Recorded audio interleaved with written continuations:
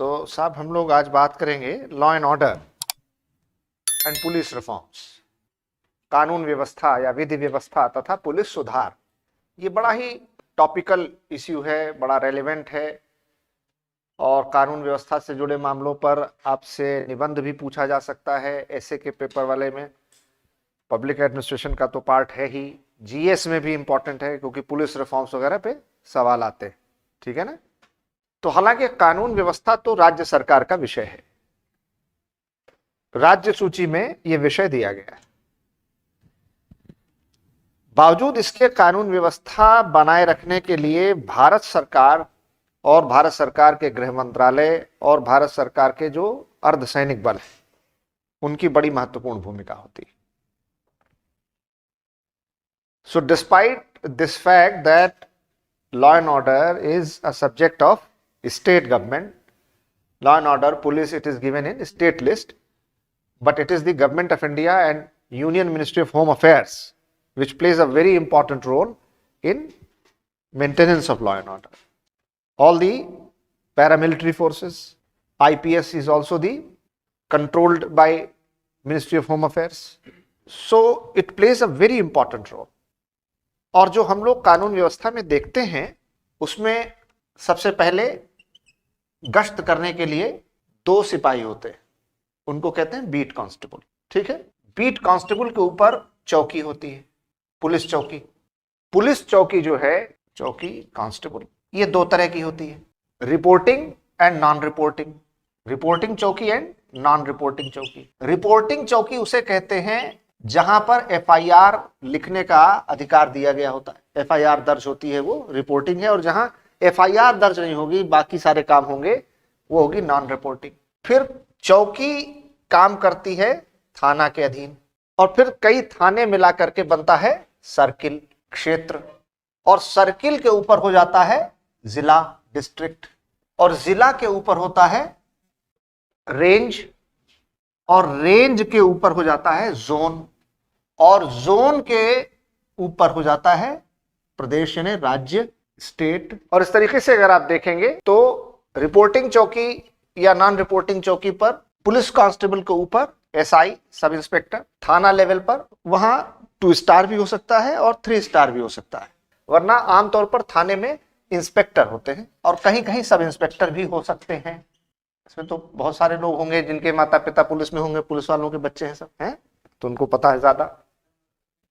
Circle के को जो ऑफिसर होता है उसको सीओ या सर्किल ऑफिसर या क्षेत्राधिकारी कहते हैं। दरअसल क्षेत्राधिकारी डिप्टी एसपी रैंक का अफसर होता है। जब किसी डिप्टी एसपी को सर्किल दे दिया जाता है तो वह डिप्टी एसपी सर्किल अफसर कहलाता है। तो इक्विवेलेंट टू ये डिप्टी एसपी है। जिला, इसका सुपरिंटेंडेंट पुलिस, या अगर बड़ा जिला है तो SSP, senior superintendent police. Range का डीआईजी और जोन का आईजी, और स्टेट का हेड होता है डीजी पुलिस।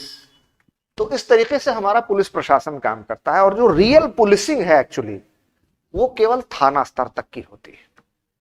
जो वास्तविक पुलिस है, जो जनता के बीच रह करके काम करती है। और इसलिए जब हम पदसोपानिक क्रम में देखते हैं तो दरअसल कांस्टेबल से लेकर हमारे सब इंस्पेक्टर, इंस्पेक्टर और मैक्सिमम सीओ, यहां पर रियल पुलिसिंग होती है, वास्तविक पुलिसिंग। और ये वो पुलिस है जो 24 घंटे काम करती, 24/7। ये वो पुलिस है जो जाड़ा, गर्मी, बारिश, कोरोना महामारी, ईद, होली, दिवाली, इनकी कोई छुट्टी नहीं होती। बल्कि छुट्टियों पर इनका काम और बढ़ जाता है। जब सारे लोग ईद, होली, दिवाली मनाने अपने अपने घरों पे जाते हैं तो इनकी और सख्त ड्यूटी हो जाती है। तो पुलिस के नाम पर अगर आप समझते हैं कि आईजी, डीआईजी ये पुलिस है, तो ये पुलिस का जरूर बड़े अफसर हैं, लेकिन दरअसल रियल पुलिसिंग तो थाना स्तर तक या मैक्सिमम सर्किल ऑफिसर तक होती है। और ये बड़े दबाव और तनाव में काम करते हैं। They work under huge pressure. इनके काम के कोई घंटे तय नहीं होते। इनको रात दिन गश्त से लेकर वीआईपी ड्यूटी, ट्रैफिक मैनेजमेंट से लेकर हर तरह का काम करना होता है, वो चाहे कोविड में हो, वो चाहे नॉन कोविड का समय हो, इलेक्शन का समय हो, कुंभ का समय हो, त्योहार हो, दंगा फसाद हो। इनके न सोने के घंटे तय हैं, न काम के घंटे तय हैं, न खाने पीने का कोई वक्त है। तो हम लोग जब पुलिस को देखकर अपने मन में कुछ इस तरीके की भावना लाते हैं कि पुलिस कुछ काम नहीं करती, पुलिस जो है भ्रष्ट है, पुलिस के लोग ऐसा गलत काम करते हैं, तो आप दरअसल पुलिस की सही पीड़ा को, सही स्थिति को नहीं जानते। आपको 24 घंटे, केवल 24 घंटे, एक दिन किसी थाने में इंस्पेक्टर बनाकर रख दिया जाए, आप कहेंगे कि भाई इससे कठिन कोई काम नहीं कर पाएंगे, बहुत मुश्किल काम। तो हमको ये तो दिखाई देता है कि चौराहे पर खड़ा एक पुलिस का सिपाही मूंगफली वाले ठेले से मूंगफली ले लिया, लेकिन वो 24 घंटे से खड़ा है, धूप गर्मी बारिश झेल रहा है, पानी का एक बूंद नहीं पिया है, खाना खाया नहीं है, परिवार से दूर है, छुट्टियों में जाने का मौका नहीं है, इसलिए जल्दी वो शारीरिक समस्याओं के शिकार हो जाते हैं, diabetes, blood pressure, sugar, spondylitis, तमाम तरीके की उनको दिक्कतें हो जाती हैं। जिस तरीके से हमारे कैंटोनमेंट एरियाज होते हैं जहां पर मिलिट्री हॉस्पिटल होता है, मिलिट्री वाले बच्चों के लिए अलग से स्कूल होते हैं, उनके अलग रहने के लिए रेजिडेंशियल कॉलोनीज होती हैं, ऐसा फौज के साथ तो है, लेकिन पुलिस के साथ कुछ नहीं। और अगर कहीं पुलिस लाइन वगैरह में पुलिस वाले लोगों के लिए कुछ रेजिडेंशियल अकोमोडेशन है, रहने के लिए मकान बने हैं, तो वो आज गिर जाएंगे कि कल गिर जाएंगे। अगर आप तेजी से जीना चढ़ जाइए तो लगता है कि अभी ये जर्जर भवन है, गिर ना जाए। तो पुलिस को भी आपको सही नजरिए से देखने की जरूरत है, खासतौर से लोक प्रशासन का विद्यार्थी होने के नाते, पब्लिक एडमिनिस्ट्रेशन का। और गलत सही हर जगह पर लोग हैं, पुलिस में भी बहुत अच्छे लोग हैं, बड़े मेहनती, बड़े ईमानदार लोग हैं, और कुछ हैं जो गलत भी हो सकते हैं। वो सब जगह हैं, वो फौज में हैं, वो सिविल प्रशासन में भी हैं। तो एक जनरलाइजेशन कर देना कि police means only bad thing is not true. दूसरी बात आपको यह भी समझनी पड़ेगी कि पुलिसिंग बड़ा चैलेंजिंग, बड़ा टफ जॉब है, और हिंदुस्तान जैसे देश में जहां पर पुलिस पर बहुत तरीके के दबाव है, जनता का दबाव है, नेताओं का दबाव है, मीडिया का दबाव है, कोर्ट का दबाव है, इतने सारे प्रेशर में उनको काम करना होता है। और वो भी पुलिस एक ऐसी सर्विस है जिसकी जरूरत हमें तब पड़ती है जब हम सबसे ज्यादा तकलीफ में होते हैं, जब हमारे जीवन मरण का सवाल होता है। इसलिए अगर पुलिस ने हमें तुरंत रिलीफ दे दिया तो पुलिस हमारे लिए भगवान हो जाती है। पुलिस की जरूरत कब है? जब हमारे जानो माल पर बनाई हो, जब हमें जीवन पर खतरा महसूस हो रहा हो, जब लूटपाट डकैती हो रही हो, जब एक्सीडेंट हो गया हो, जब हमारी प्रॉपर्टी, हमारे खेत पर किसी ने कब्जा कर लिया हो, यानी कि ऐसी बहुत गंभीर और खतरनाक परिस्थिति में जब हमारी जिंदगी के लिए जीवन मरण का प्रश्न हो जाता है, हमें तब पुलिस की सहायता की जरूरत पड़ती है। और इसलिए अगर पुलिस वक्त पर अपना काम कर देती है तो पुलिस हमारे लिए भगवान हो जाती है, और अगर पुलिस को काम करने में देरी हो जाती है तो हम पुलिस के बारे में तरह तरह के गलत अवधारणाएं पैदा करते हैं। लेकिन आप उन माँ बाप से पूछिए जिनका बच्चा बदमाशों ने अपहरण कर लिया, फिरौती मांगी और पुलिस ने कार्रवाई करके बच्चे को छुड़ा लिया, उनके लिए तो पुलिस भगवान से कम नहीं। बाकी हर गवर्नमेंट विभाग से जो भी काम आपका पड़ता है, तहसील में पड़ता है, आरटीओ में पड़ता है, नगर निगम में पड़ता है, आवास विकास में पड़ता है, आप डेवलपमेंट अथॉरिटी में जाते हैं, सभी सरकारी दफ्तरों में हम लोग के काम पड़ते हैं। लेकिन अगर आज आरटीओ गए, आपका डीएल नहीं बना तो कल बन जाएगा, 1 महीने बाद बन जाएगा।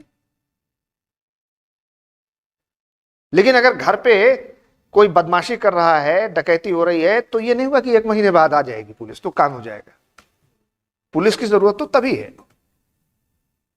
आप नगर निगम गए, आपको वाटर टैक्स जमा करना है, हाउस टैक्स जमा करना है, नहीं हो पाया, कल हो जाएगा, परसों हो जाएगा, 10 दिन बाद हो जाएगा। लेकिन रोड पर एक्सीडेंट हो गया है, लोग गंभीर रूप से घायल हैं, बीमार हैं, तो वो तो इंतजार नहीं कर सकते, उनको तो तुरंत हॉस्पिटल पहुंचाना पड़ेगा.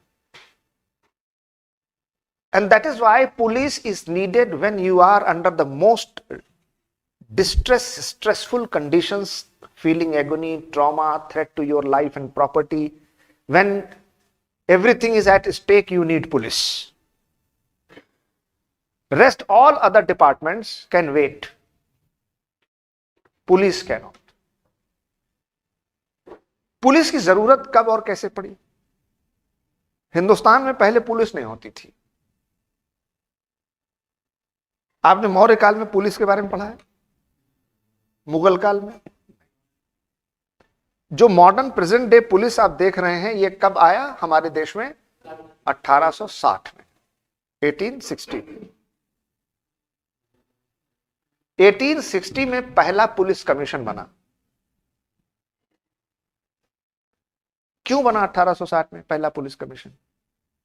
क्योंकि 1857 की महान क्रांति के बाद अंग्रेजों को यह समझ में आ गया कि फिर से इस तरीके का विद्रोह और क्रांतिकारी परिस्थितियां अगर पैदा होती हैं तो हमारे पास कोई ऐसा विभाग, कोई ऐसा संगठन होना चाहिए जिससे हम भारतीयों के इस तरीके के आंदोलन को कुचल सकें,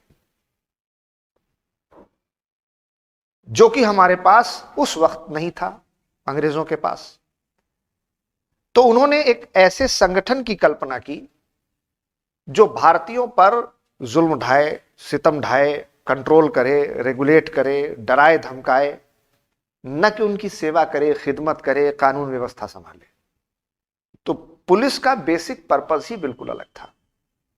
दुनिया की बेस्ट पुलिस स्कॉटलैंड यार्ड मानी जाती, जिसको कि दुनिया की सबसे peoples friendly, most efficient, most service providing police कहा जाता है. सबसे कार्यकुशल, सबसे मित्रवत, सबसे बेहतर पुलिस.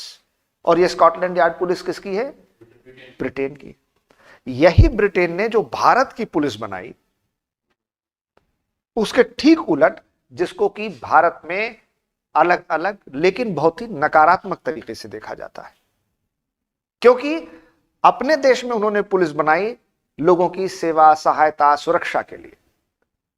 हमारे यहां पुलिस बनाई लोगों पर दमन चक्र चलाने के लिए, गिरफ्तार करने के लिए, डराने के लिए, धमकाने के लिए. अफसोस की बात यह है कि अंग्रेजों ने जब यह किया तो समझ में आता है, क्योंकि वो तो हम पर हुकूमत करने आए थे, हम पर शासन करने आए थे. उनका तो पर्पस ही यही था, वो तो चाहते ही यही थे. सवाल यह है कि जब हम आजाद हो गए, 70 साल से ज्यादा आजादी के हो गए, तो हमने पुलिस में क्या किया? क्यों नहीं पुलिस सुधार किए? क्यों आज भी हमको पुलिस 1860 के ही नजरिए से काम करने वाली संस्था लगती है? आपको पता है 1860 में पहला पुलिस कमीशन बना, 1861 में पुलिस एक्ट आया,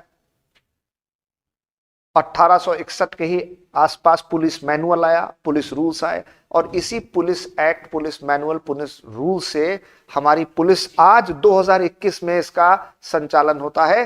किस कानून से? 1860 के कानून से. We are having our structure and function, rules and regulations of policing from the period of 1860, and we are in the 21st century, in the 21st year, and we have not made any changes in our police. This is something deplorable. This is something pathetic. This is spiteful. This is pity. Because it is we who have not made any changes after independence in the policing system. क्यों नहीं किया हमने? क्योंकि कोई सरकार नहीं चाहती कि एक स्वायत्त, स्वतंत्र, निष्पक्ष पुलिस.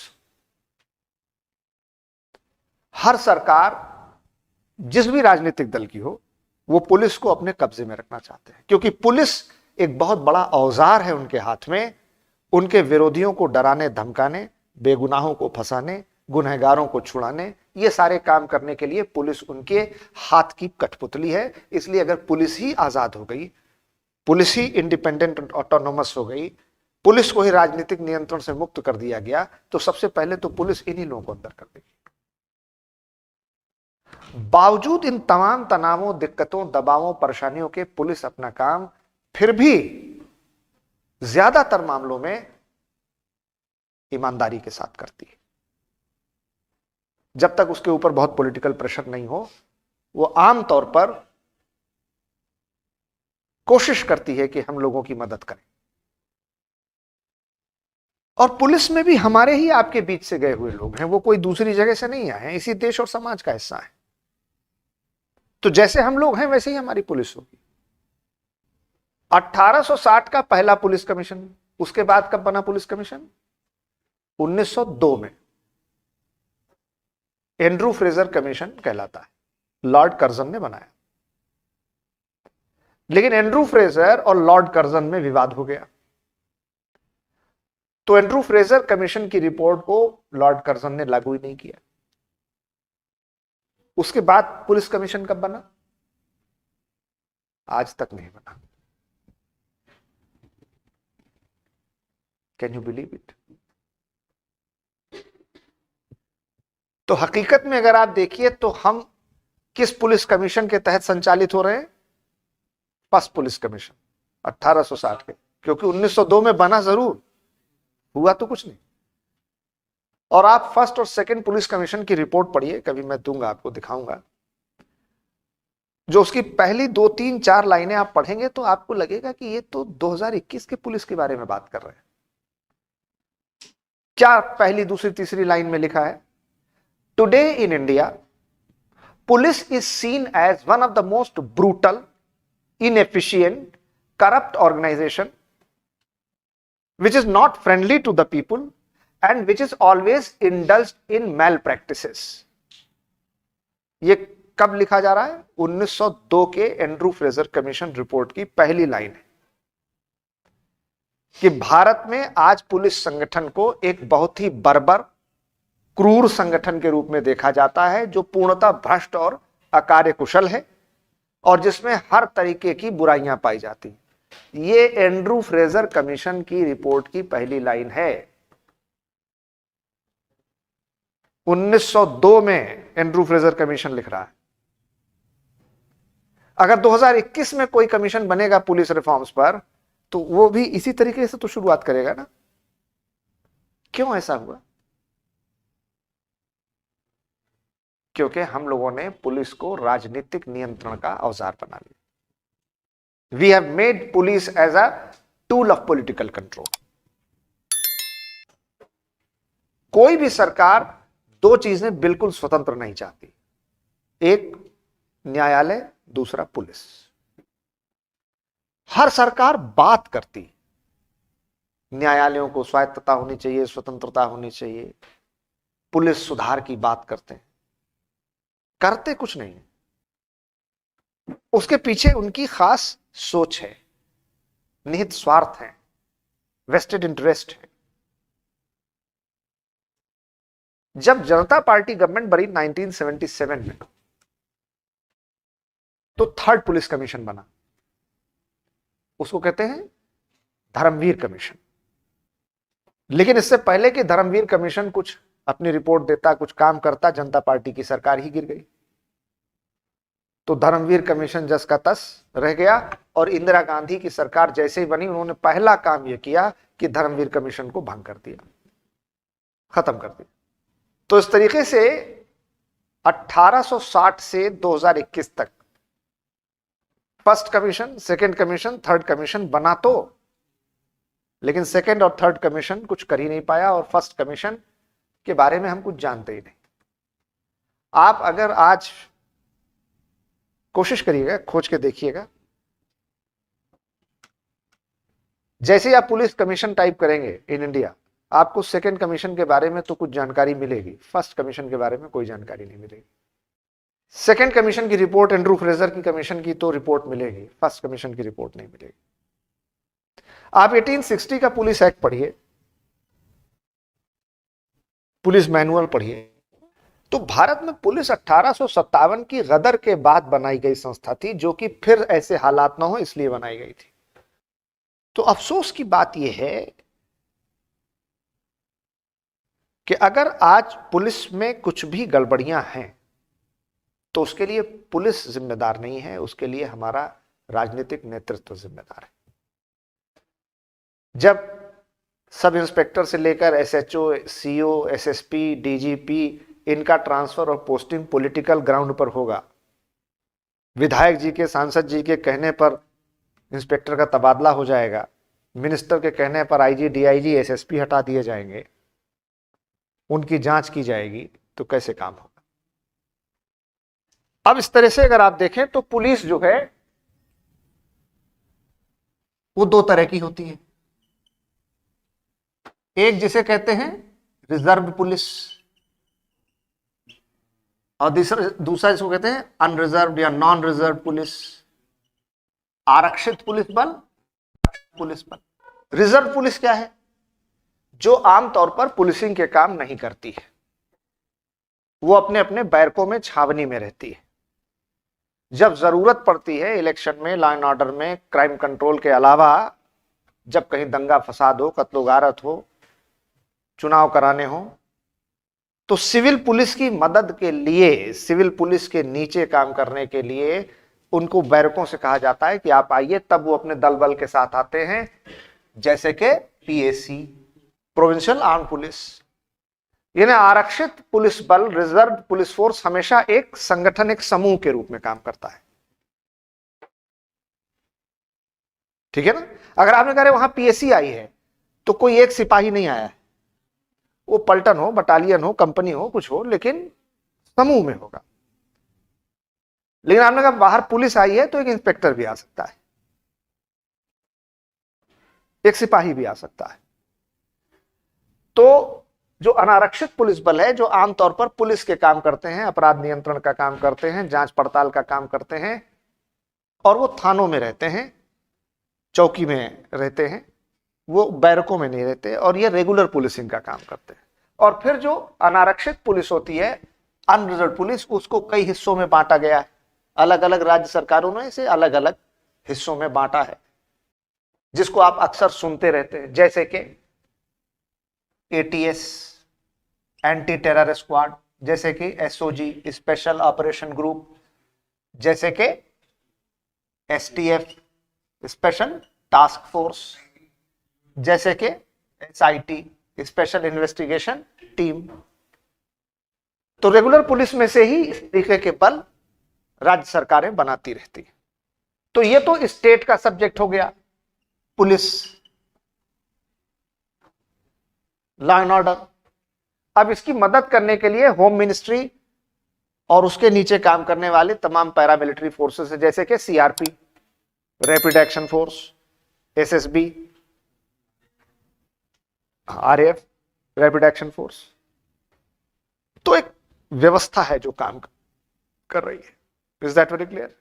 तो जो आईटीबीपी है, इंडो टिबेटन बॉर्डर पुलिस, ये जो हमारे नॉर्दर्न हिमालयाज हैं और चाइना बॉर्डर, वहां पेट्रोलिंग करती है। ठीक है ना? और जो कैलाश मानसरोवर यात्रा होती है, वो यही आईटीबीपी कराती है। बात आ रही है? बीएसएफ जो है वो पाकिस्तान और बांग्लादेश से जुड़ा जो हमारा बॉर्डर है वहां तैनात होती है।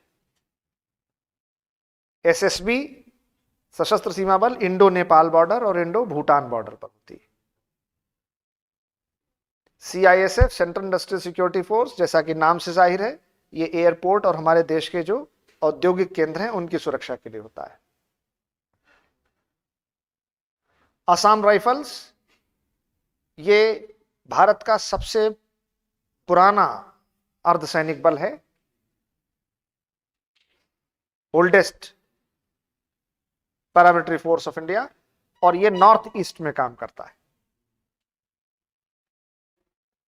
सीआरपीएफ जो है ये regular law and order maintenance में सिविल पुलिस की मदद करता है, जहां पर कम्युनल वायलेंस हो जाए, इलेक्शन की जरूरत हो, या इस तरीके की परिस्थितियों में।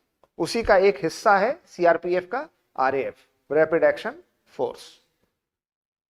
तो ये अलग अलग हैं, जिनका अलग अलग काम है, अलग अलग एरियाज हैं जहां ये क्षेत्रों में काम करते हैं। Is that very clear?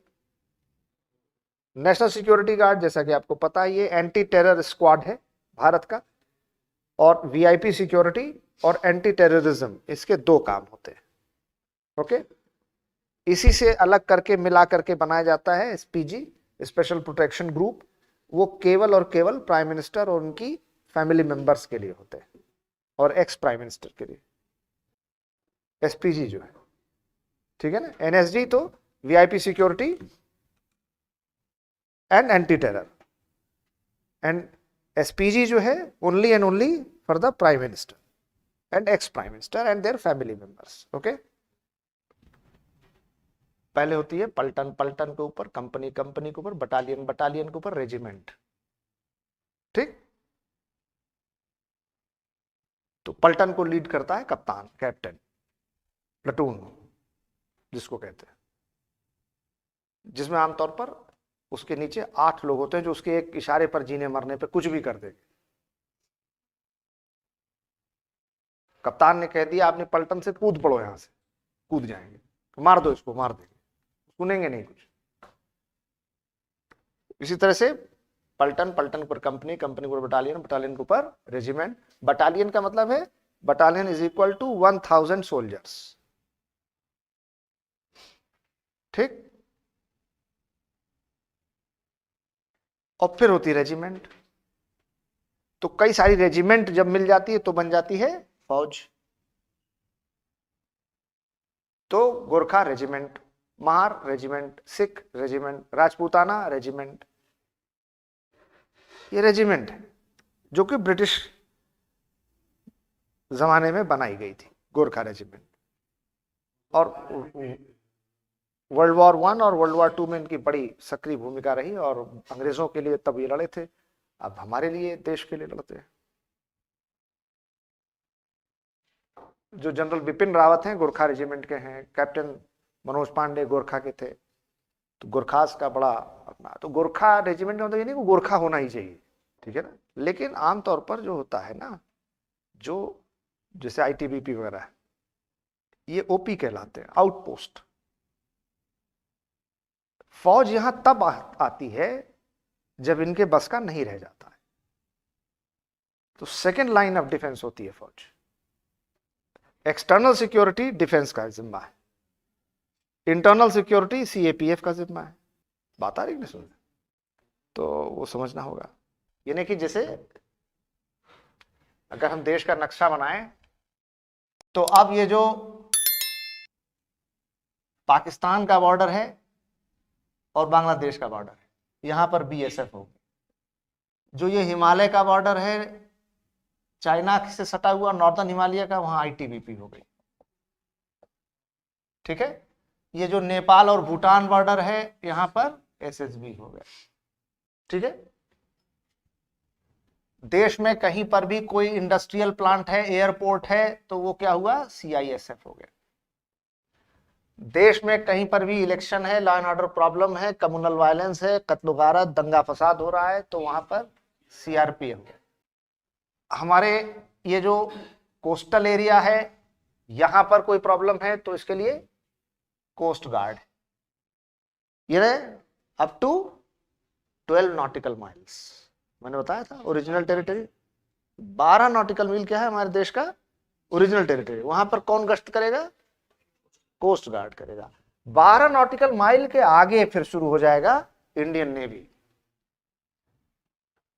भारतीय नौसेना। तो अब यहां पर बीएसएफ, आईटीबीपी, एसएसबी अपना अपना काम करते रहेंगे, रेगुलर पेट्रोलिंग, सिक्योरिटी। सामान्य दिनों, पीस पीरियड, अब लड़ाई के हालात पैदा हुए, जंग हो गई, अब बीएसएफ की जगह फौज आ जाएगी, अब आईटीबीपी की जगह फौज आ जाएगी। अभी तक पेंगोंग में जब सब ठीक था आईटीबीपी थी, गड़बड़ हुआ आर्मी पहुंच गई। बात नहीं सुन रहे, तो फौज अपना चुपचाप कैंटोनमेंट एरियाज में रहेगी, जब गड़बड़ी होगी तो वहां पहुंच जाएगी, जब हमारे इन पैरामिलिट्री फोर्सेस के बस की बात नहीं रह जाएगी। जब एक साथ तीनों फौज काम करेंगी, नेवी, आर्मी और एयरफोर्स, तो उसे क्या कहेंगे? Theatre command, theatre. जब सिंगल सिंगल काम करेंगी, अपना आर्मी अलग कर रही है, नेवी अलग कर रही है, तो क्या होगा? Single command. तीनों एक साथ मिलकर काम करेंगे तो क्या कराएंगे? Theatre command. तो सीडीएस का क्या काम होगा? थिएटर कमांड को मैनेज करना। अभी कहां है एक थिएटर कमांड? केवल एक जगह, अंडमान निकोबार आइलैंड्स में, जहां हमारी ट्राई सर्विसेज कमांड है, थिएटर कमांड कहलाती है। Is that clear? जो आप लोगों को इंटरनल सिक्योरिटी का लेक्चर ऐप में देखिएगा, मेजर जनरल चतुर्वेदी साहब का है, देखा है? वो जो हमारी थिएटर कमांड है अंडमान निकोबार आइलैंड्स की, उसके chief of the army staff रहे, जो आप लोग का लेक्चर लेते हैं इंटरनल सिक्योरिटी पे। आप अभी ऐप में देख लीजिएगा या यूट्यूब पे देखिएगा। हाँ हाँ, उस पर भी इंटरनल सिक्योरिटी पे, जिसमें हमारे साथ उनका डायलॉग है, डिस्कशन है, तो देखा है ना? तो वो chief of the army staff रह चुके हैं tri services command Andaman Nicobar. वो जो आज जो गलवन वैली में और जहां पर देपसांग में बवाल हो रहा है, उसके वो कोर कमांडर रहे। इसलिए जब गलवन वैली, उसको तुम लोग आज देखना वो लेक्चर उनका,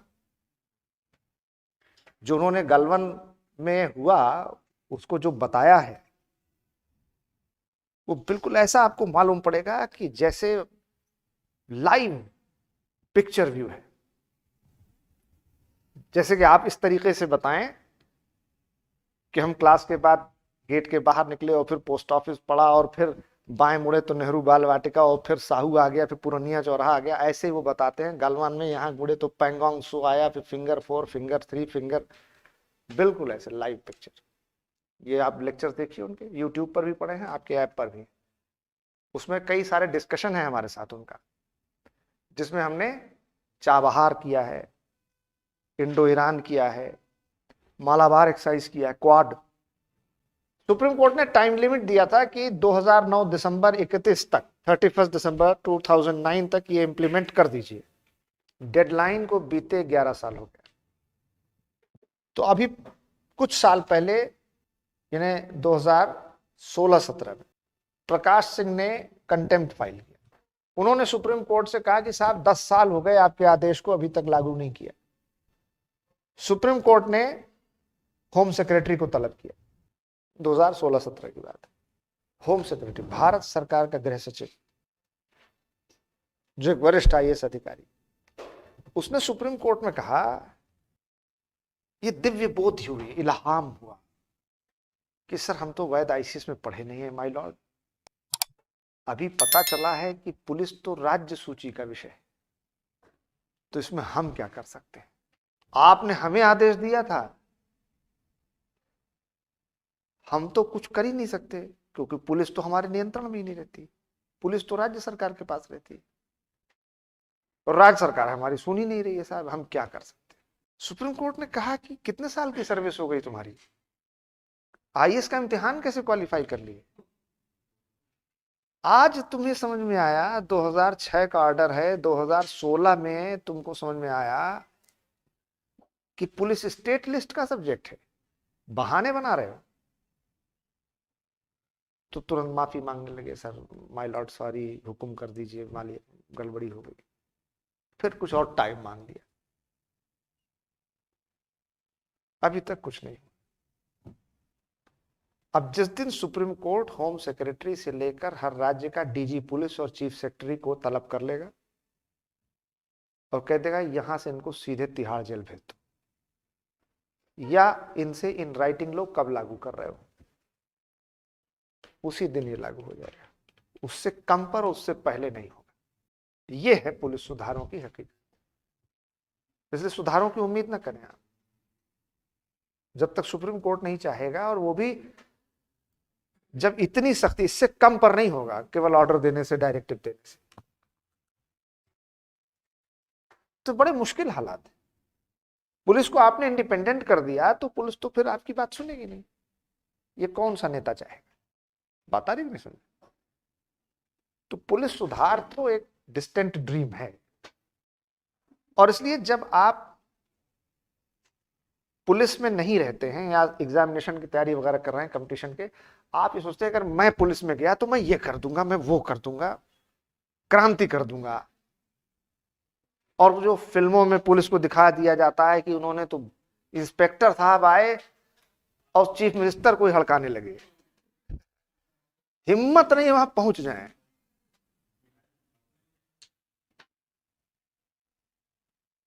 आपको पता लगेगा आपके हाथ पांव इतने बंधे हैं, आप कुछ कर ही नहीं सकते। सिस्टम में आने के बाद किसी तरह से नौकरी बचा ले जाइए, बड़ी बात है। और सबका अपना परिवार होता है, फिर सोचता है यार हम भी खाएं पिए, कहाँ चक्कर में पड़े। अपने बच्चों को पालना है, अपनी इज्जत बचानी है, किसी तरह नौकरी करना है। अब तो आ गए, किसी तरीके से काट लो, ये स्थिति हो जाती है। तो आजा माझा सटकली और पटकली करके, और ये सिंघम उंगम ये सब चलता नहीं है। चुलबुल पाड़े फिर आ रहे हैं, दबंग फोर या जो भी है। तो ये असली जिंदगी में होता नहीं। Is that clear?